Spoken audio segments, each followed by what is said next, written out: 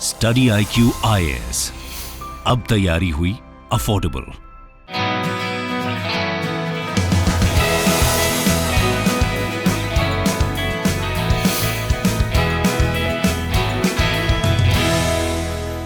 नमस्कार, मैं दिव्यांशी आप सभी का स्वागत करती हूँ स्टडी IQ पर। यूपीएससी सीएससी एक ऐसा सपना जो लाखों लोग देखते हैं, पर कुछ चंद हैं जो अपनी जगह फाइनल लिस्ट में बना सकते हैं। हम सक्सेस की बात करते हैं जब फाइनल लिस्ट आ जाता है, लेकिन मुझे लगता है जर्नी को सेलिब्रेट करना और भी ज्यादा जरूरी है। आज एक ऐसी ही शख्सियत हमारे साथ जुड़े हैं जिनकी जर्नी बेहद ही इंस्पायरिंग है। यूपीएससी सीएससी 2021 परीक्षा में ऑल इंडिया रैंक 7 हासिल करने वाली सम्यक जैन। वेलकम सम्यक टू स्टडी IQ और बहुत ढेर सारी बधाई for securing rank 7 in this very prestigious examination. Thank you, ma'am. Thank you, Devyanshi. Thank you for inviting me. And I'm feeling very excited to be a part of your channel, on a video on your channel. तो जैसे हम बात कर रहे थे कि journey को celebrate करना बहुत जरूरी है, सम्यक की जर्नी बहुत इंस्पायरिंग है। सम्यक को एक he was diagnosed कि इनकी सिर्फ पेरिफेरल आईसाइट ही काम करती है, and after that he was doing his engineering that time and he had to drop down from engineering, pursued BA। और यूपीएससी की बात करूं तो इनका जो प्रीलिम्स है वो इनकी माताजी ने लिखा था और जो मेंस का एग्जामिनेशन वो इनके फ्रेंड ने लिखा था। तो सम्यक एक बार फिर बहुत ढेर सारी बधाई और शुरुआत में इसी से करूंगी। जब फाइनली रिजल्ट में नाम हो, it's not about just making your name but getting in the top 10 position. How is the feeling सम्यक? मैं मतलब कभी कोई एक्सपेक्ट नहीं कर सकता, टू बी वेरी ऑनेस्ट, कि उसका सिंगल डिजिट रैंक आएगा। तो मेरा बस यही था कि रिजल्ट आने से पहले कि लिस्ट में कहीं ना कहीं नाम आ जाए, थोड़ा बहुत भी आ जाए, कि रैंक टॉप 100 में नहीं तो 200 300 कहीं पे भी बस लिस्ट में नाम आ जाए। मेरे अगर डबल डिजिट रैंक भी आती ना तो भी मैं इक्वली ही खुश होता, इनफैक्ट ट्रिपल डिजिट पे भी खुश ही होता। बट सिंगल डिजिट आ जाना तो एक बार को तो मेरे को यकीन ही नहीं हुआ, एंड मुझे लगा शायद कोई मजाक कर रहा है, ये लिस्ट फेक है। बट धीरे धीरे वो फीलिंग सिंक इन हुई कि नहीं, ये लिस्ट रियल है, मेरा रैंक वाकई में 7th आया है।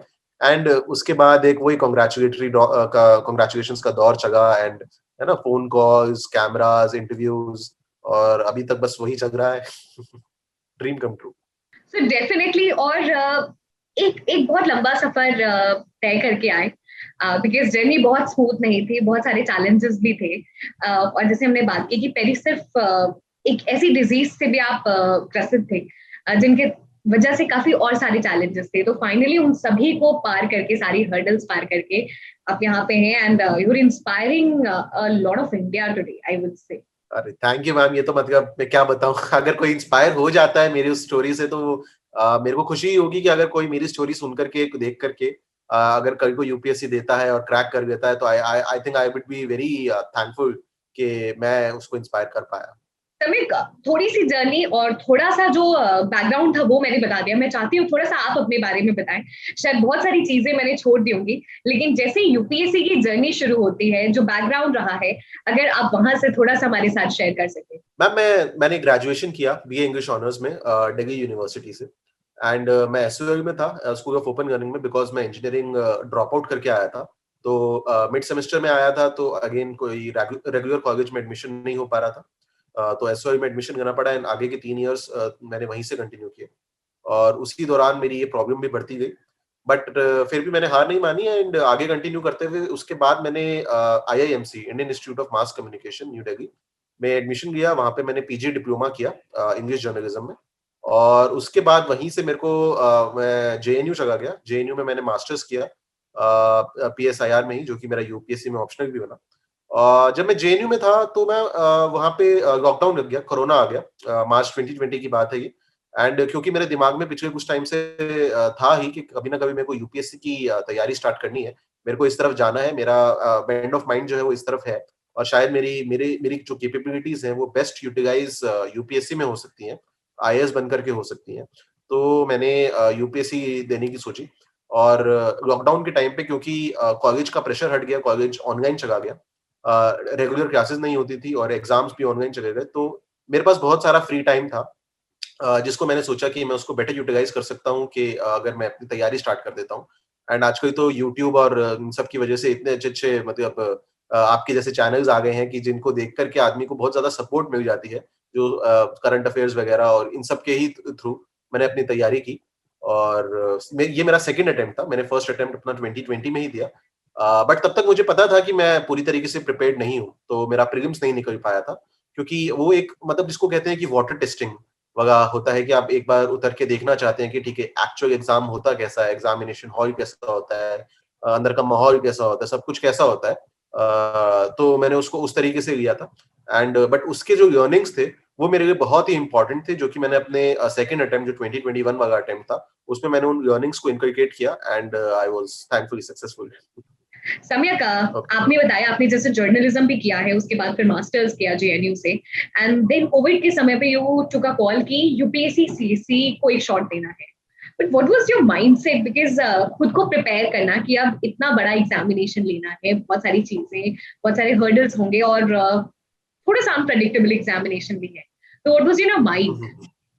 मैम एक तो वो रहेगा कि मैंने जो आईआईएमसी के टाइम पे जो ग्राउंड लेवल पे उतर करके, एक तो जर्नलिज्म आपको एक बहुत अच्छा मौका देता है कि आप इस देश की समस्याओं से एक बहुत ही नियर फेस टू फेस आ पाए और समझ पाए उनको बहुत ही पास से, क्लोज बाय से। और मेरे को वहीं से कहीं ना कहीं एक लगा कि मुझे कुछ करना है, मुझे बस इन प्रॉब्लम्स को रिपोर्ट नहीं करते रह जाना है, मुझे कहीं ना कहीं इन प्रॉब्लम्स का सोल्यूशन भी ढूंढना है, मुझे इन लोगों की मदद भी करनी है, मुझे एक जो सोसाइटी के अंदर चेंज है, मुझे वो एजेंसी चाहिए चेंज की। तो मेरे अंदर वहीं से कहीं ना कहीं बैक ऑफ द माइंड में ये आया कि यूपीएससी एक ऑप्शन हो सकता है। एंड जब मैं जेएनयू गया तो कहीं ना कहीं ये बिलीव जो था मेरा वो और ज्यादा जिसे कहेंगे कि मजबूत हुआ कि हाँ, वो जो एक डायरेक्ट एजेंसी है to bring about a change, वो यूपीएससी और सिविल सर्विसेज बहुत अच्छे तरीके से मुझे दे सकता है।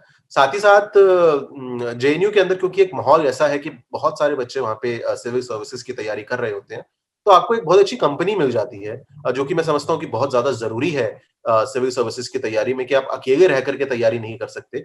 आपको कहीं ना कहीं वो लोग चाहिए, वो साथी चाहिए जो कि आपको कॉन्स्टेंटली गाइड करते रहें, मोटिवेट करते रहें, और उनके साथ रहकर ही कहीं ना कहीं आप क्रैक कर सकते हो। तो मेरे को भी बाय गॉड्स ग्रेस एक ऐसा ग्रुप मिल गया जो कि खुद भी तैयारी कर रहे थे, एंड मैंने भी उनके साथ रहकर ही तैयारी करी है।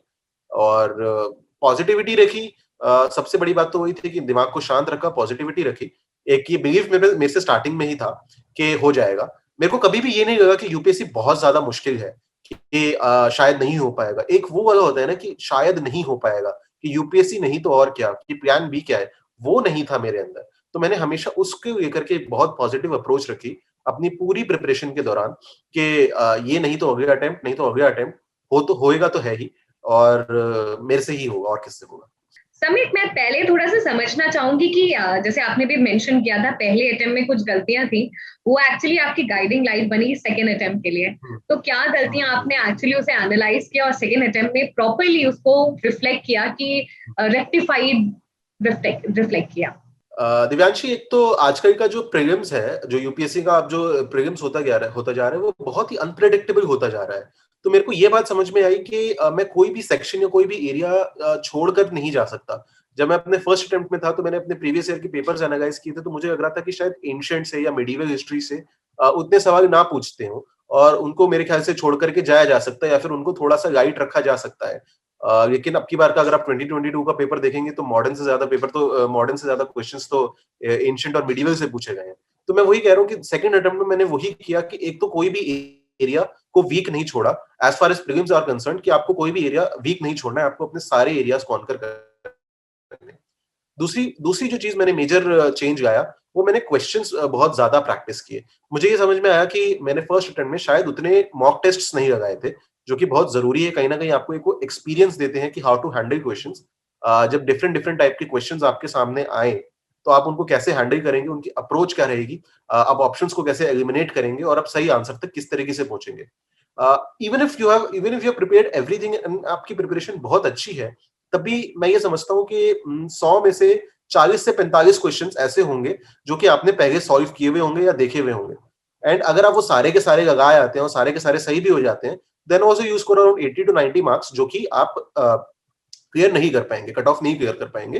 तो एक क्या कहते हैं, आपको रिस्क कहीं ना कहीं लेना पड़ेगा, कैलकुलेटेड रिस्क आपको प्रीलिम्स में लेना पड़ेगा। उसके लिए आपको आना चाहिए कि आप ऑप्शंस को कैसे एलिमिनेट करेंगे, आपके पास जितनी नॉलेज है आप उसको अप्लाई कर करके वहां तक कैसे पहुंचेंगे कि जो आपको नहीं पता उसका आंसर आप कैसे ढूंढेंगे, ये सब आपको तब आएगा जब आप 5000 टू 6000 क्वेश्चंस यानी कि अराउंड ये हो जाएंगे 50 टू 60 टेस्ट आप लगा करके जाएंगे before attempting those 100 questions in your prelims, तब कहीं ना कहीं वो आप कर पाएंगे। तो ये दो चीजें थी जो कि मैंने अपने फर्स्ट अटेम्प्ट से सीख करके सेकंड अटेम्प्ट में इनकलकेट की। दिव्यांशी सर मैं थोड़ा सा और समझना चाहूंगी प्रीलिम्स के लिए, क्योंकि बेसिक का इम्पोर्टेंस फिर से बढ़ गया। It's not only about knowing your standard books but knowing your basics, rights, ताकि जो कंसेप्शुअलाइज क्वेश्चंस आ रहे हैं आजकल आप उसको प्रॉपरली उसे टैकल कर सकें। फाउंडेशंस बहुत ही स्ट्रांग होना चाहिए, और कितनी डेप्थ तक फाउंडेशन को आप तैयार करें, कितना कंसेप्चुअल क्लैरिटी रखें, कितनी depth deeper level of understanding होनी चाहिए, क्योंकि प्रीलिम्स का क्वेश्चन सॉल्व करना है। And nowadays the questions are not from the standard book, आपको लॉजिकल रीजनिंग के साथ एक कंक्लूजन तक पहुंचना है। Yes, I would agree to that कि आजकल कोई ना कोई लॉजिकल रीजनिंग सबसे ज्यादा देख रहे हैं कि यूपीएससी चेक कर रहा है कि आप ऑफ योर फीट थिंकिंग कितना कर पा रहे हैं, कि उसी मोमेंट पे अगर हम आपको एक चैलेंज थ्रो कर पा रहे हैं तो आप कितना स्पॉन्टेनियस हो पा रहे हैं। लेकिन बुक्स मैं कहूंगा कि कहीं ना कहीं सेम ही रहेंगी, वही आपकी स्टैंडर्ड एनसीईआरटीज रहती हैं, वही आपकी स्टैंडर्ड स्पेक्ट्रम रहेगी मॉडर्न हिस्ट्री के लिए, या नितिन सिंघानिया रहेगी आर्ट एंड कल्चर के लिए। बुक्स में मैं नहीं समझता कि कोई भी बदलाव आया है। एंड बस मैं ये कहूंगा कि जो आपकी कंसेप्चुअल क्लैरिटी है वो क्रिस्टल क्लियर होनी चाहिए। उसके लिए आपको जितनी रिविजन लगेंगी वो आप कीजिए। अगर आपको 3 रिविजन, 4 रिविजन, 5 रिविजन, जो कि कहीं ना कहीं मेरा मंत्रा भी था कि मिनिमम सिलेबस मैक्सिमम रिविजन्स में आपको कहीं ना कहीं आपको ज्यादा से ज्यादा रखनी होगी, तो आप प्रीलिम्स कर पाएंगे। और कितनी deeper level revision definitely is one of the very very important factor. But जैसे हमने बात की कि कितनी वर्टिकल लेवल ऑफ अंडरस्टैंडिंग की आवश्यकता है। वर्टिकल लेवल ऑफ अंडरस्टैंडिंग में देखो एनसीईआरटीज में स्पेशली आपको प्रॉपर थॉरो अंडरस्टैंडिंग की, जैसे मैंने कहा कि स्पेशली इकोनॉमिक्स वगैरह में वो कोर कंसेप्ट्स पूछ रहे हैं, तो जब तक आपको वो कंसेप्ट्स नहीं क्लियर होंगे तब तक आप शायद वो क्वेश्चंस भी अटेम्प्ट नहीं कर पाएंगे। तो डेफिनेटली आपकी अंडरस्टैंडिंग तो यूपीएससी चेक कर ही रहा है, both at prelims as well as mains and even to at the interview level as well. UPSC आपकी चीजों की एक कोर अंडरस्टैंडिंग चेक करता है, तो उस पर जरूर फोकस रखिए कि आप अपनी अंडरस्टैंडिंग को पूरा मजबूत करके चलो। सम्यक, ये तो बात हो गई प्रीलिम्स की, मैं थोड़ा सा मेंस पे बात करना चाहूंगी।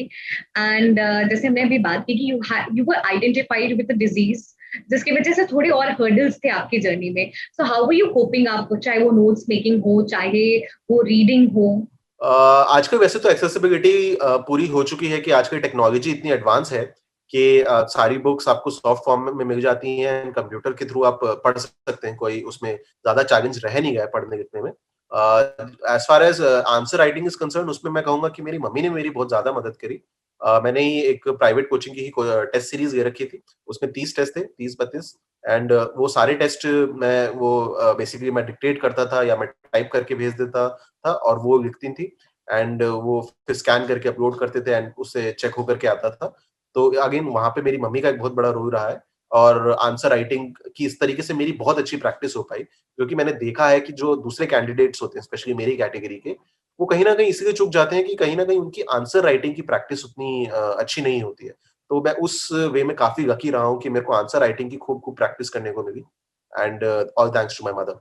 सर और क्या चीजों को आप ऐड करना चाहेंगे जब आप मेंस की बात करते हैं, मेंस की स्ट्रैटेजी की बात करते हैं? ओके, सो सबसे पहले तो माइंडसेट दिव्यांशी बड़ा इंपॉर्टेंट हो जाता है कि बच्चे क्या करते हैं स्टार्टिंग में प्रीलिम्स को टारगेट करते हैं और प्रीलिम्स की तैयारी शुरू करते हैं, जो कि मुझे लगता है कहीं ना कहीं वही स्ट्रैटेजिकली एक फ्लॉ है। आपको समझना होगा कि जो मेन पेपर आपको फेस करना है वो है मेंस, क्योंकि जो मार्क्स जुड़ेंगे, जो आपकी रैंक बनाएंगे वो मेंस से बनेगी, एंड इसलिए सबसे पहले आपको मेंस को टारगेट करना है, नॉट प्रीलिम्स। प्रीलिम्स आप P-60 या P-90 डेज पे आप उठा सकते हैं, उससे पहले शायद प्रीलिम्स उठाने की उतनी आवश्यकता भी नहीं होगी। आप मेंस को स्टार्टिंग से टारगेट कीजिए, आप आंसर राइटिंग कीजिए। ये समझ लीजिए कि आप प्रीलिम्स से पहले पहले लगभग आपने 9 से 10 टेस्ट लिखे होने चाहिए, हर सब्जेक्ट के मिला करके, including your GS 1, 2, 3, 4 and optional. आपने 9 से 10 टेस्ट लिखे होंगे, तो शायद जब आप प्रीलिम्स के बाद वापस से मेंस उठाएंगे तो आपको कहीं ना कहीं एक सहायता होगी, एक आसानी होगी। सेकेंडली, आंसर राइटिंग के लिए मैं ये सब हमेशा ये कहूंगा कि एक पीयर रिव्यू अगर सिस्टम रखिए। आप अपने आंसर्स लिखिए और अपने दोस्तों को पढ़वाइए और दोस्तों के आंसर्स खुद पढ़िए। इससे आपको समझ में आता है कि दूसरे लोग कैसे सोच रहे हैं, दूसरे लोग क्या लिख रहे हैं। ये मैंने बहुत किया। मेरे 2 दोस्त थे, उन दोनों के साथ मिलकर के हम गूगल मीट पे ऐसे ही सेशंस किया करते थे, क्योंकि लॉकडाउन लगा हुआ था, मिल तो पा नहीं रहे थे। तो ऑनलाइन ही सेशंस किया करते थे कि प्रीवियस ईयर के यूपीएससी के पेपर्स उठा लेते थे और एक-एक क्वेश्चन को एनालाइज करते थे और हर हर किसी के पॉइंट्स देखते थे कि अच्छा तुमने क्या लिखा, अच्छा तुमने क्या लिखा और मैंने क्या लिखा। इससे हमको समझ में आता था कि दूसरे लोग क्या लिख रहे हैं। तो वहाँ पे पीयर ग्रुप, जैसे मैंने स्टार्टिंग में भी बताया था, कि बहुत मदद करता है यूपीएससी क्रैक क्रैक करने में, वो बहुत हेल्पफुल रहता है। थिर्डली जो तीसरी चीज़ जो आ जाती है वो होती है कि टॉपर्स कॉपीज़। एक अच्छी कॉपी कैसे लिखें या फिर आंसर राइटिंग, क्योंकि जब भी एक नया स्टूडेंट अपना आंसर लिखना स्टार्ट करता है, वो इसी में स्ट्रगल कर रहा होता है, क्योंकि again saying from a personal experience कि यार आंसर स्टार्ट कैसे करूँ? कि मेरे पास नॉलेज तो है लेकिन लिखना कैसे है, प्रेजेंट कैसे करना है, इंट्रोडक्शन में क्या लिखूँ, नीचे पॉइंट्स में क्या लिखूँ और कंक्लूजन किस टाइप का लिखूँ। तो स्टार्टिंग में मैं सबको ये सजेस्ट करूंगा कि आप टॉपर्स कॉपीज पढ़िए और हर सब्जेक्ट की वेरियस टॉपर्स की टॉपर्स कॉपीज पढ़िए, जो कि बहुत हेल्पफुल रहता है और बहुत इजीली आपको ऑनलाइन मिल भी जाते हैं। तो ये 3 मेरे टिप्स रहेंगे फॉर मेंस। समित, आपने कुछ इंपॉर्टेंट की पॉइंट्स बताए जो मेंस के लिए ध्यान रखने चाहिए, लेकिन बहुत सारी चीजें पता होता है, लेकिन बहुत जरूरी है कि जो 3 घंटे का समय होता है मेंस में, एक एक पेपर में, उसको कैसे प्रॉपरली यूटिलाइज करना है। टाइम मैनेजमेंट एग्जामिनेशन में किस प्रकार होनी चाहिए, ताकि जो भी अक्वायर्ड इंफॉर्मेशन है, नॉलेज है, आप प्रॉपरली उसको वहां पे इस्तेमाल कर सके।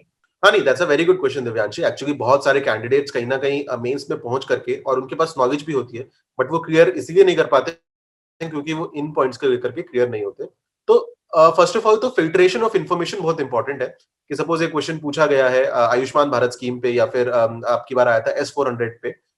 तो मेरे पास बहुत सारे पॉइंट्स हैं उसमें, मेरे पास 10 पॉइंट्स हैं, 12 पॉइंट्स हैं, लेकिन ऑब्वियसली टाइम की और स्पेस की कंस्ट्रेंट्स की वजह से मैं सारे पॉइंट्स तो लिख नहीं सकता। तो डेफिनिटली मैं पहले चूज़ करूँगा कि कौन से वो 4, 5 या 6 बेस्ट पॉइंट्स हैं, जिनको मेरे को लिखना है। इसके लिए 2 चीज़ें ज़रूरी होंगी, कि मुझे भी पता हो कि बेस्ट पॉइंट्स कौन-कौन से हैं। दूसरा, क्वेश्चन क्या पूछ रहा है, क्वेश्चन की एग्जैक्ट डिमांड क्या है। तो सबको ये सजेशन रहेगा कि आप क्वेश्चन आराम से पढ़ें, अच्छे से पढ़ें। कम से कम 2 बार, 2 से 3 बार क्वेश्चन को पढ़ें before starting to write the answer. पहले अपने दिमाग में एक फ्लो बनाएँ आंसर का, उसी के बाद आंसर को लिखना स्टार्ट करें। कुछ लोग जल्दी-जल्दी में क्वेश्चन पढ़ते हैं और लिखना स्टार्ट कर देते हैं। बाद में उनको रियलाइज़ होता है क्वेश्चन कुछ और पूछ रहा था और उन्होंने कुछ और आंसर कर दिया। तो वो बहुत मैटर करता है कि आप क्वेश्चन को आराम से समझें। उसके अलावा जो आप कह रहे हैं कि टाइम मैनेजमेंट, तो इसके लिए जो बेस्ट टेक्निक रहेगी वो रहेगी कि प्रैक्टिस। आप बहुत-बहुत प्रैक्टिस करें, घर पे बैठ कर के, या फिर जो अपने मॉक टेस्ट दे रहे हैं, उसमें आप बिल्कुल वैसा ही माहौल बना लें जैसा कि एक आपको एग्जैक्ट एग्जामिनेशन सेंटर में होगा। आप 3 घंटे लगा बैठ की क्लॉक लगा करके आंसर राइटिंग करें और एक बार बैठने के बाद 3 घंटे के बाद ही उठें। एक अच्छी स्ट्रैटेजी ये रहेगी कि आपके जो 10 मार्कर्स होते हैं, उनमें कहीं न कहीं आप 7 मिनट्स डिवोट कर सकते हैं, और जो आपके 15 मार्कर्स होते हैं, उनमें कहीं न कहीं आप 11 मिनट्स डिवोट कर सकते हैं। तो इस तरीके से आपके 180 मिनट्स जो होते हैं, 110 प्लस 70, 180 मिनट्स इस तरीके से आपके हो जाते हैं, और अगर आप घर पे इसको ठीक से प्रैक्टिस करके जाएँगे, तो ये आपकी टाइम मैनेजमेंट कहीं न कहीं एग्ज़ाम में भी हो जाएगी। सिमिक, अगर मैं आपको आपके प्रिपरेशन डेज में ले जाऊं, तो आपका एक टिपिकल दिन कैसे होता था, कैसे आप प्रिपरेशन को मैनेज करते थे? अ, शॉर्ट में समझाऊँ तो ईट, स्लीप, स्टडी, रिपीट और लाइफ में ज़्यादा कुछ बचा नहीं था। कहीं न कहीं आप उसी लूप में फँस जाते हो कि और आपको कई सारी चीज़ें छोड़नी पड़ती हैं, फ्रेंड्स, रिश्तेदार, फैमिली, फंक्शंस एंड एवरीथिंग। आपको ज़्यादा से ज़्यादा टाइम घर पे ही अपनी पढ़ाई, अपनी किताबों के साथ डिवोट करना होता है। तो बस वही था कि सुबह उठो और सबसे पहले तो न्यूज़पेपर के साथ दिन की शुरुआत होती थी, कि ब्रेकफ़ास्ट के साथ-साथ आपने न्यूज़पेपर देखा कि अच्छा क्या-क्या खबरें हैं। तो मेरे को थोड़ा न्यूज़पेपर पढ़ना ज़्यादा पसंद भी है, तो 1 डेढ़ 2 घंटे उसी में चले गए। उसके बाद जो डेली टारगेट्स हैं, जो कि पहले से ही फिक्स कर रखे हैं, उन पे आ गए कि क्या करना है। मेरा स्ट्रैटेजी ये थी कि मैं 1 दिन में, मतलब एक बार में, एक ही सब्जेक्ट पढ़ता हूँ। कुछ लोग होते हैं कि सुबह हिस्ट्री पढ़ते हैं, दोपहर में एनवायरनमेंट पढ़ते हैं और शाम को इकोनॉमिक्स पढ़ते हैं। मैं वैसा नहीं था। मैंने अगर हिस्ट्री उठाया हुआ है, तो मैं पहले हिस्ट्री ही करूँगा, उसके बाद इकोनॉमिक्स करूँगा। ये मेरी स्ट्रैटेजी थी। दिव्यांशी। समित, थोड़ा सा आपका पर्सनालिटी टेस्ट का एक्सपीरियंस जानना चाहूंगी, किस तरीके से क्वेश्चंस पूछे गए, कैसे टैकल किया, क्योंकि आप पहली बार आपने यूपीएससी का इंटरव्यू दिया था, और बहुत ही ओवरवेलमिंग होता है सोच के कि आप उस लेवल तक पहुंच गए। अब काम कंपोज रह के वहां पे बेस्ट परफॉर्म करना, ये भी एक अलग बात होती है। तो अगर आप मुझे समझा सके, बता सके। टू बी ऑनेस्ट दिव्यांशी, मैंने अपनी मतलब इंटरव्यू से पहले की बात है, 1-2 दिन हफ्ता भर पहले की बात है कि मैं अपनी पूरी लाइफ जर्नी एनालाइज कर रहा था कि मैं कहाँ से आया था, एक पॉइंट ऑफ टाइम पे इंजीनियरिंग ड्रॉप आउट करके और एसओआई के धक्के खा करके, एंड अब यूपीएससी का इंटरव्यू फेस करने जा रहा था। तो एक बहुत ही हम्बलिंग सी फीलिंग आती है कि कहाँ इतनी ब्यूटीफुल जर्नी रही है, कहाँ से कहाँ आए हैं। तो वो हमेशा एक था, और वो कहीं ना कहीं आप पे एक प्रेशर भी डालती है, वो कहीं ना कहीं आपको एक परफॉर्मेंस एंग्जाइटी भी देती है। बट मैंने enough number of mock interviews दिए थे, एक कॉन्फिडेंस था कि कर लेंगे। चेहरे पे एक स्माइल रखो, हमेशा कॉन्फिडेंस के साथ जाइए। इंटरव्यू में जो की है वो ये है कि आप वो अपना अपने आसपास एक स्टूडेंट वाला ऑरा ना लेकर के जाएं, क्योंकि बहुत बच्चे उस समय एक स्टूडेंट फेस से निकल रहे होते हैं या स्टूडेंट वाले ही फेस में होते हैं। तो जब वो एग्जाम इंटरव्यू हॉल में बैठे होते हैं तो उनके आसपास एक वो ऑरा स्टूडेंट वाला ही होता है।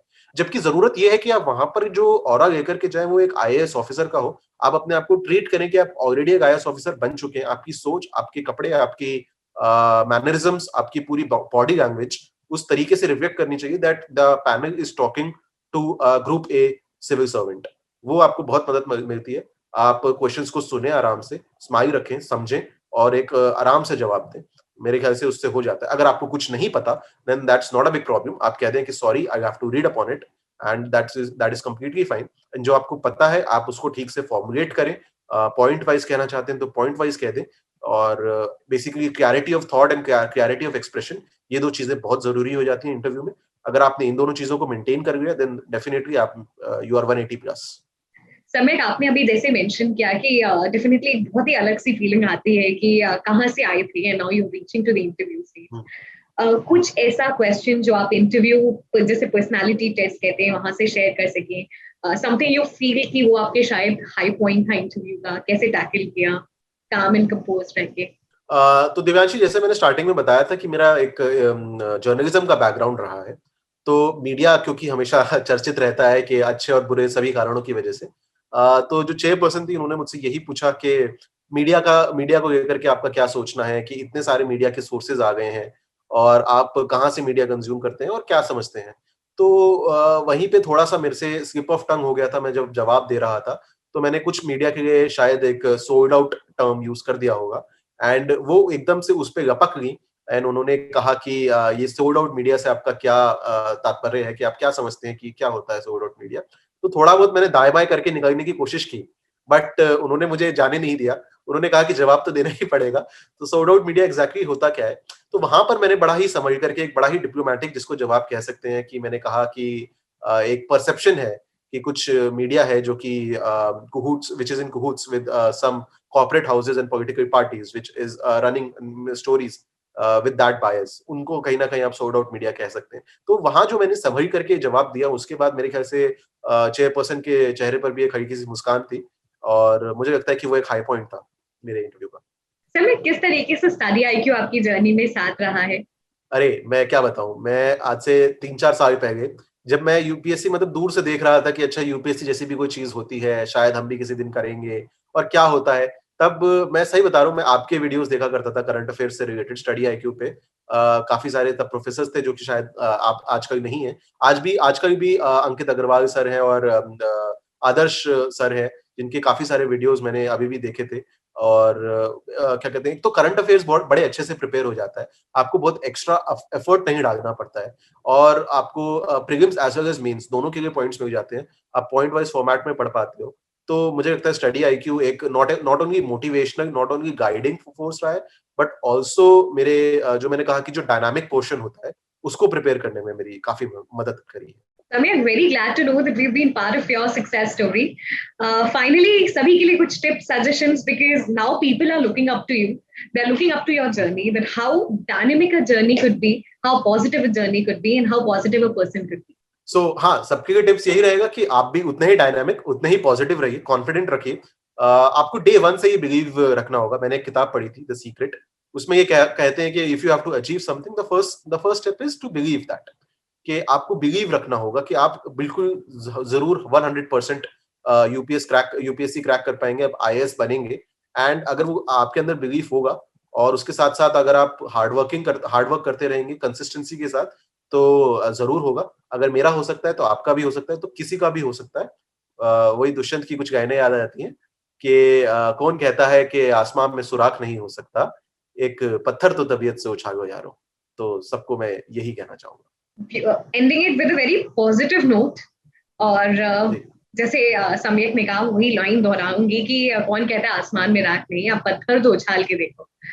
Yes, keep working hard everybody, and जो भी आपका गोल है यू विल अचीव। जिस की टिप्स की आप मेहनत करते रहें, डिटरमाइंड रहें, कॉन्फिडेंस रहें, consistent रहें, because this examination is test of your patience and persistence. Thanks a lot Samyak for joining us in this interview session. पूरी टीम की तरफ से ढेर सारी शुभकामनाएं। We wish you good health, good luck, and all the very best for the new journey that's beginning. Thank you. Study IQ IAS, अब तैयारी हुई अफोर्डेबल।